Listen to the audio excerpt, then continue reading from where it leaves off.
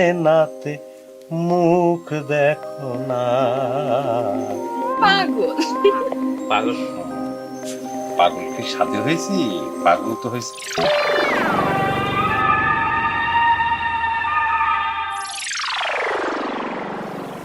কি হয়েছে শুনলেন?